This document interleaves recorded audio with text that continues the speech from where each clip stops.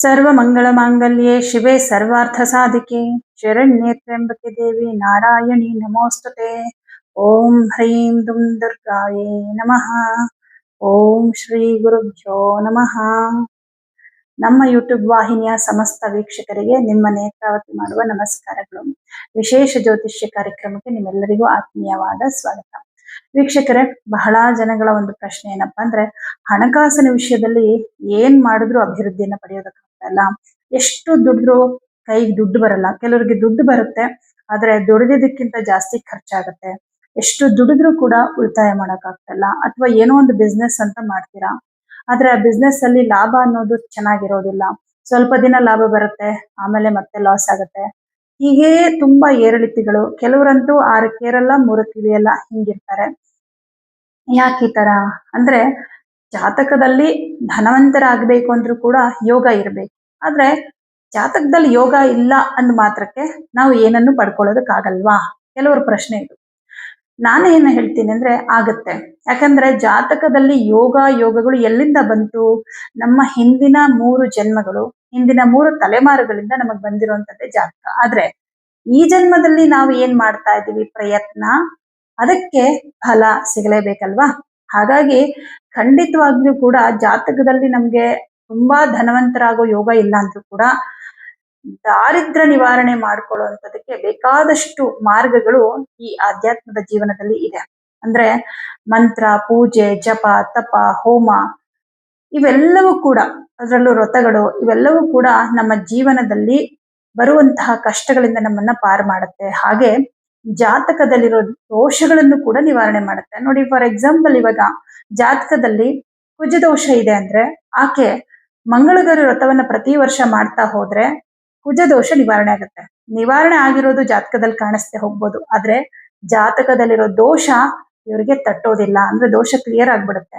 ಅದೇ ತರ ನಮ್ಗೆ ದಾರಿದ್ರ್ಯ ಯೋಗ ಇದ್ರೂ ಕೂಡ ನೋಡಿ, ದಾರಿದ್ರ್ಯ ಯೋಗ ಇದ್ರೆ ಏನಾಗುತ್ತೆ ಅಂದ್ರೆ, ಅವ್ರು ಎಷ್ಟು ದುಡಿದ್ರು ಕೈಗೆ ಹಣ ಬರಲ್ಲ. ಅಕಸ್ಮಾತ್ ಹಣ ಬಂದ್ರು ಕೂಡ ಅವ್ರ ಹತ್ರ ಹಣ ನಿಲ್ಲಲ್ಲ. ಎಷ್ಟು ದುಡಿದ್ರು ಉಳಿತಾಯ ಮಾಡ್ಕೊಳಕ್ಕಾಗಲ್ಲ. ಈ ತರ ಪರಿಸ್ಥಿತಿ ಬರ್ತಾ ಇರುತ್ತೆ.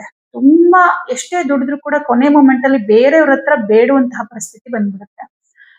ಇದಕ್ಕೆ ಒಂದು ಒಳ್ಳೆ ಪರಿಹಾರ ಏನು ಅಂದ್ರೆ, ಅದ್ಭುತವಾದಂತ ಒಂದು ಸ್ತೋತ್ರ.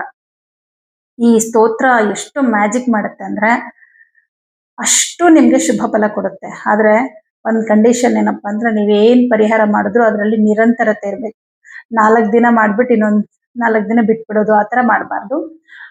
ತುಂಬಾ ಫೈನಾನ್ಷಿಯಲಿ ಪ್ರಾಬ್ಲಮ್ ಇದೆ, ಹಣಕಾಸಿನ ವಿಷಯದಲ್ಲಿ ಸಮಸ್ಯೆ ಇದೆ ಅನ್ನೋರು ಪ್ರತಿದಿನ ಸಂಜೆ 5:30 6:30 ಈ ಸಮಯದಲ್ಲಿ ನೀವು ಕನಕಧಾರ ಸ್ತೋತ್ರವನ್ನ ಹೇಳ್ಕೊಳ್ಳಿ. ಈ ಮಂತ್ರವನ್ನ ಪ್ರತಿದಿನ ನೀವು ಹೇಳ್ತಾ ಇದ್ರೆ, ಬೆಳಗ್ಗೆ ಮತ್ತು ಸಾಯಂಕಾಲ 2 ಟೈಮ್ ಹೇಳ್ಕೊಂಡ್ರೆ ಇನ್ನೂ ಒಳ್ಳೇದು. ಇಲ್ಲ ನನ್ಗಾಗ್ಲಿಲ್ಲ ಅಂದ್ರೆ ಅಟ್ಲೀಸ್ಟ್ ಸಾಯಂಕಾಲ ದೇವರಿಗೆ ದೀಪ ಹಚ್ಚಿ, ಲಕ್ಷ್ಮಿ ಫೋಟೋ ಇದ್ರೆ ಆ ಫೋಟೋ ಮುಂದೆ ದೀಪ ಹಚ್ಚಿಬಿಟ್ಟು ನೀವು ಲಕ್ಷ್ಮೀ ದೇವಿಗೆ ಏನಾದ್ರೂ ಒಂದು ನೈವೇದ್ಯ, ಡ್ರೈ ಫ್ರೂಟ್ಸ್ ಆಗಿರ್ಬೋದು ಅಥವಾ ಫ್ರೂಟ್ಸ್ ಆಗಿರ್ಬೋದು, ಏನಾದ್ರೂ ಒಂದು ನೈವೇದ್ಯವನ್ನ ಅರ್ಪಿಸಿ ಕನಕಧಾರ ಸ್ತೋತ್ರವನ್ನ ಹೇಳ್ಕೊಳ್ಳಿ. ಇನ್ನೂ ವಿಶೇಷ ಅಂದ್ರೆ, ನಿಮ್ ಮನೆಯಲ್ಲಿ ಏನಾದ್ರೂ ಲಕ್ಷ್ಮಿ ವಿಗ್ರಹ ಇದ್ರೆ ಈ ಕನಕಧಾರ ಸ್ತೋತ್ರವನ್ನ ಹೇಳ್ಕೊಳ್ತಾ ಕುಂಕುಮಾರ್ಚನೆಯನ್ನ ಮಾಡೋದು. ಈ ರಿಂಗ್ ಫಿಂಗರ್, ಮಿಡಲ್ ಫಿಂಗರ್ ಮತ್ತೆ ಈ ಹೆಬ್ಬೆರಳು, ಈ 3 ಬೆರಳಿಂದ ಕುಂಕುಮವನ್ನು ತಗೊಂಡು ಕುಂಕುಮಾರ್ಚನೆ ಮಾಡ್ತಾ ಈ ಕನಕಧಾರ ಸ್ತೋತ್ರವನ್ನ ಹೇಳ್ಕೊಳ್ಳೋದು. ಅಥವಾ ಫೋಟೋ ಮುಂದೆ ಒಂದು ಪ್ಲೇಟ್ ಇಟ್ಬಿಟ್ಟು ಆ ಪ್ಲೇಟ್ ಮೇಲೆ ವಿಳ್ಳೆದೆಲೆ ಇಟ್ಬಿಟ್ಟು ಕುಂಕುಮಾರ್ಚನೆ ಮಾಡ್ತಾ ಈ ಕನಕಧಾರ ಸ್ತೋತ್ರವನ್ನ ಹೇಳ್ಕೊಳ್ಳೋದು. ಇದು ಯಾವುದು ನನಗೆ ಮಾಡಕ್ಕಾಗಲ್ಲ, ಆ ಟೈಮಲ್ಲಿ ನಾನು ವರ್ಕಲ್ಲಿ ಇರ್ತೀನಿ, ಆಫೀಸಲ್ಲಿ ಇರ್ತೀನಿ, ಕೆಲಸ ಮಾಡ್ತೀನಿ ಅಂದ್ರೂ ಪರವಾಗಿಲ್ಲ. ನೀವು ಕೆಲಸ ಮಾಡುವಂತ ಸ್ಥಳದಲ್ಲೇ ಒಂದು 10 ನಿಮಿಷ ಇದಕ್ಕೆ ಅಂತ ಟೈಮ್ ಕೊಟ್ಟು ಈ ಒಂದು ಕನಕಧಾರ ಸ್ತೋತ್ರವನ್ನ ಪ್ರತಿನಿತ್ಯ ನೀವು ಹೇಳ್ತಾ ಬಂದ್ರೆ ಖಂಡಿತವಾಗ್ಲೂ ನಿಮ್ಮ ಮನೆಯಲ್ಲಿ ದಾರಿದ್ರ್ಯ ನಿವಾರಣೆ ಆಗುತ್ತೆ. ಅದರಲ್ಲೂ ವಿಶೇಷವಾಗಿ ಈ ಶ್ಲೋಕವನ್ನ ಮನೆಯಲ್ಲಿ ಸ್ವಲ್ಪ ಜೋರಾಗಿ ಹೇಳಿದ್ರೆ ಮನೆಯಲ್ಲಿರ್ತಕ್ಕಂತಹ ದಾರಿದ್ರ್ಯ ಅನ್ನೋದು ನಿವಾರಣೆ ಆಗ್ಬಿಡುತ್ತೆ. ಯಾಕಂದ್ರೆ ಸೌಂಡ್ ಅಲ್ಲಿ ಒಂದು ಎನರ್ಜಿ ಇರುತ್ತೆ, ವೈಬ್ರೇಷನ್ ಇರುತ್ತೆ.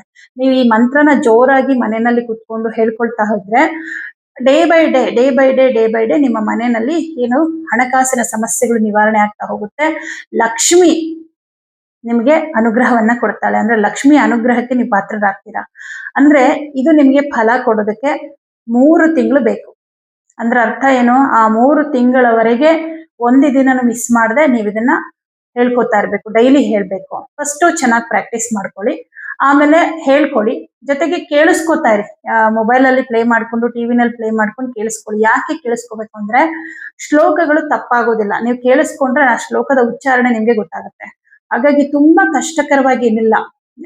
ಕನಕದಾರ ಸ್ತೋತ್ರ ಆರಾಮಾಗಿ ನೀವು ಕಲ್ತ್ಕೊಂಡು ಹೇಳ್ಬೋದು. ಕಲ್ತ್ಕೊಂಡು ಖಂಡಿತ ಶುರು ಮಾಡಿ. ಒಂದು ಒಳ್ಳೆ ದಿನ ಅಂದ್ರೆ ಶುಕ್ರವಾರ ದಿನ ಶುರು ಮಾಡ್ಕೊಳ್ಳಿ. ನೀವು ಕಂಟಿನ್ಯೂಸ್ 3 ತಿಂಗಳು ಈ ಮಂತ್ರನ ಹೇಳ್ಕೊಳ್ತಾ ಬನ್ನಿ. ಆಮೇಲೆ ನೋಡಿ ನಿಮ್ ಹತ್ರ ನೀವು ಹೆಂಗೆ ಮಾಡಿದ್ರು ನಿಮ್ ಹತ್ರ ದುಡ್ಡಿರುತ್ತೆ. ಒಂದು ಸ್ವಲ್ಪ ದುಡ್ಡಾದ್ರೂ ಇದ್ದೇ ಇರುತ್ತೆ. ನೀವು ಬೇರೆಯವ್ರ ಹತ್ರ ಕೇಳುವಂತ ಪರಿಸ್ಥಿತಿ ಬರೋದಿಲ್ಲ. ಮನೆಯಲ್ಲೂ ಅಷ್ಟೇ ಅಷ್ಟೋ ಇಷ್ಟೋ ಉಳಿತಾಯ ಮಾಡ್ತೀರಾ, ಬ್ಯಾಂಕಲ್ಲಿ ಸ್ವಲ್ಪ ದುಡ್ಡು ಇಟ್ಕೊಳ್ಳೋ ತರ ಆಗುತ್ತೆ. ಬಟ್ ಏನಂದ್ರೆ 3 ತಿಂಗಳು ಇದನ್ನ ಹೇಳ್ಕೊಂಡು ಬಿಟ್ಬಿಟ್ರೆ ಮತ್ತೆ ಕೆಲಸ ಮಾಡಲ್ಲ ಇದು ಈ ಮಂತ್ರ. ಅದಕ್ಕೆ ಇದು ರಿಸಲ್ಟ್ ಬರೋದಕ್ಕೆ 3 ಮಂತ್ಸ್ ಬೇಕು. ಬಟ್ ರಿಸಲ್ಟ್ ಬಂದ್ಮೇಲೆ ಬಿಡ್ತೀರಾ? ಕಂಟಿನ್ಯೂ ಮಾಡಿ, ಈ ಮಂತ್ರನ ಕಂಟಿನ್ಯೂ ಮಾಡಿ. ಈ ಶ್ಲೋಕನ ಪ್ರತಿದಿನ ಹೇಳ್ಕೊಳ್ತಾ ಹೋಗಿ. ಇದು ತುಂಬಾನೇ ಒಳ್ಳೆ ಫಲ ಕೊಡುತ್ತೆ. ಗೃಹಿಣಿಯರು ಈ ಮಂತ್ರವನ್ನ ಹೇಳ್ಕೊಳ್ಳೋದ್ರಿಂದ ಇನ್ನೂ ಶುಭ. ಯಾಕಂದ್ರೆ ಆ ಮನೆಯ ಗೃಹಿಣಿಯೇ ಲಕ್ಷ್ಮಿ ಸಂಕೇತ ಅಂತ ಹೇಳ್ತಾರೆ. ಆ ಗೃಹಿಣಿ ಈ ಮಂತ್ರವನ್ನ ಹೇಳ್ಕೊಂಡ್ರೆ ಮನೆಯಲ್ಲಿ ಇನ್ನಷ್ಟು ಅಭಿವೃದ್ಧಿ ಆಗುತ್ತೆ. ಪುರುಷರು ಕೂಡ ಹೇಳ್ಕೋಬಹುದು. ಕೆಲಸ ಮಾಡ್ತಿರ್ತೀರ ಆ ಟೈಮಲ್ಲಿ ಅಂದ್ರೆ ಆಫೀಸಲ್ಲಿ ಕೂಡ ಮನ್ಸಿನಲ್ಲಿ ಹೇಳ್ಕೋಬಹುದು. ಏನು ತೊಂದರೆ ಇಲ್ಲ. ಈ ಶ್ಲೋಕವನ್ನ ಹೇಳ್ತಾ ಹೇಳ್ತಾ ಹೇಳ್ತಾ ಹೇಳ್ತಾ ದಾರಿದ್ರ್ಯ ನಿವಾರಣೆ ಆಗುತ್ತೆ. ಯಾಕಂದ್ರೆ ಇದು ಯಾಕೆ ಅಷ್ಟು ಅದ್ಭುತವಾದ ಮಂತ್ರ ಅಂದ್ರೆ ಇದನ್ನ ರಚಿಸಿದವರು ಈ ಕನಕದಾರ ಸ್ತೋತ್ರವನ್ನ ರಚಿಸಿದವರು ಆದಿಶಂಕರಾಚಾರ್ಯರು. ಆದಿಶಂಕರಾಚಾರ್ಯರು ಪುಟ್ಟ ಹುಡುಗ ಇದ್ದಾಗ್ಲೇ ಈ ಒಂದು ಶ್ಲೋಕವನ್ನ ರಚನೆ ಮಾಡಿ ಹೇಳೋದ್ರ ಮೂಲಕ ಆ ನೆಲ್ಲಿಕಾಯಿಯ ಮರದಲ್ಲಿ ಚಿನ್ನದ ನೆಲ್ಲಿಕಾಯಿಗಳ ಸುರಿಮಳೆ ಆಗತ್ತೆ. ಅಂದ್ಮೇಲೆ ಇದಕ್ಕೆ ಎಂತ ಶಕ್ತಿ ಇದೆ ಅಂತ ಅರ್ಥ ಮಾಡ್ಕೊಳ್ಳಿ. ಇದೆಲ್ಲ ನಡೆದಿರೋದು ಕಲಿಯುಗದಲ್ಲೇ, ಯಾವುದೋ ಯುಗದಲ್ಲಿ ನಡೆದಿಲ್ಲ. ಅಂದ್ಮೇಲೆ ನಮ್ಗೆ ಚಿನ್ನದ ನೆಲ್ಲಿಕಾಯಿ ಮಳೆ ಬೀಳದೆ ಹೋದ್ರು ಕೂಡ ಮನೆಯಲ್ಲಿ ದಾರಿದ್ರ್ಯ ಅನ್ನೋದು ಕಮ್ಮಿ ಆಗಿ ಫೈನಾನ್ಷಿಯಲ್ ಪ್ರಾಬ್ಲಮ್ ಸಾಲ್ವ್ ಆದ್ರೆ ಸಾಕು ಅಂತ ಯೋಚನೆ ಮಾಡ್ತಾ ಇರೋರಿಗೆ ಈ ಮಂತ್ರ ಅಷ್ಟು ಚೆನ್ನಾಗಿ ಕೆಲಸ ಮಾಡುತ್ತೆ. ಯಾವುದೇ ಕಾರಣಕ್ಕೂ ಹಿಂಜರಿಕೆ ಅಥವಾ ಏನೋ ಒಂದು ಡೌಟ್ ಇದೆಲ್ಲ ಏನೂ ಬೇಡ. ಶುಕ್ರವಾರದಿಂದ ಈ ಮಂತ್ರನ ಶುರು ಮಾಡಿ, ಈ ಶ್ಲೋಕನ ಪ್ರತಿದಿನ ಹೇಳ್ಕೊಳ್ಳೋದಕ್ಕೆ ಶುರು ಮಾಡಿ. ಆಮೇಲೆ ಅದ್ರ ರಿಸಲ್ಟ್ ಹೇಗೆ ಅಂತ ನಿಮ್ಗೆ ಗೊತ್ತಾಗುತ್ತೆ. ಕೆಲವರಿಗೆ 1 ತಿಂಗಳು 2 ತಿಂಗಳಲ್ಲೇ ಒಳ್ಳೆ ರಿಸಲ್ಟ್ ಸಿಗುತ್ತೆ. ಕೆಲವ್ರಿಗೆ ಒಂದು 2-3 ತಿಂಗಳು ಬೇಕಾಗತ್ತೆ. ಯಾಕಂದ್ರೆ ಅವ್ರವ್ರ ಜಾತಕದ ಮೇಲೂ ಡಿಪೆಂಡ್ ಆಗುತ್ತೆ. ಬಟ್ ಈ ಶ್ಲೋಕ ಹೇಳ್ಕೊಳ್ಳೋದ್ರಿಂದ ಏನಾಗುತ್ತೆ ಅಂದ್ರೆ ನೋಡಿ, ಲಕ್ಷ್ಮೀ ದೇವಿಯ ಒಂದು ವಿಶೇಷವಾದಂತಹ ಶ್ಲೋಕ ಇದು. ಇದನ್ನ ಹೇಳ್ಕೊಳ್ತಾ ಹೇಳ್ಕೊಳ್ತಾ ಹೇಳ್ಕೊಳ್ತಾ ನಿಮ್ಮ ಜಾತಕದಲ್ಲಿ ಶುಕ್ರ ತುಂಬಾ ಪಾಸಿಟಿವ್ ಆಗ್ಬಿಡ್ತಾನೆ. ಅವನು ನೀಚನಾಗಿರ್ಲಿ ಅಸ್ತನಾಗಿರ್ಲಿ ಏನಾದ್ರೂ ಆಗಿರ್ಲಿ, ಶುಕ್ರ ತುಂಬಾ ಪಾಸಿಟಿವ್ ಆದಾಗ, ಶುಕ್ರ ಅಂದ್ರೇನು? ವೈಭೋಗ, ಅದೃಷ್ಟ, ಧನ, ಧಾನ್ಯ, ಸಮೃದ್ಧಿನೇ ಶುಕ್ರ ಅಂದ್ರೆ. ಆ ಶುಕ್ರ ನಿಮ್ಗೆ ಶುಭ ಫಲ ಕೊಡೋದಕ್ಕೆ ಶುರು ಮಾಡ್ತಾನೆ. ಯಾಕೆಂದ್ರೆ ಶುಕ್ರನ ಅಧಿದೇವತೆನೇ ಮಹಾಲಕ್ಷ್ಮಿ. ಹಾಗಾಗಿ ಈ ಒಂದು ಪರಿಹಾರ ನಿಮ್ಗೆ ತುಂಬಾನೇ ಹೆಲ್ಪ್ ಆಗುತ್ತೆ ಅಂತ ಅನ್ಕೋತೀನಿ. ಈ ಪರಿಹಾರವನ್ನ ಆದಷ್ಟು ಬೇಗ ಶುರು ಮಾಡಿ. ಮತ್ತೆ ಇದನ್ನ ಶುರು ಮಾಡಿದ್ಮೇಲೆ ಯಾರಿಗೆ ಬೇಗ ನಿಮ್ಗೆ ಒಳ್ಳೇದಾಗುತ್ತೆ ಖಂಡಿತ ತಪ್ಪದೆ ಮೆಸೇಜ್ ಮಾಡಿ, ಕಮೆಂಟ್ ಅಲ್ಲಿ ನೀವು ಅದನ್ನ ತಿಳಿಸಿ, ನಿಮ್ಮ ಅನುಭವವನ್ನ ಹೇಳ್ಕೊಳ್ಳಿ. ಎಲ್ರಿಗೂ ಶುಭವಾಗಲಿ.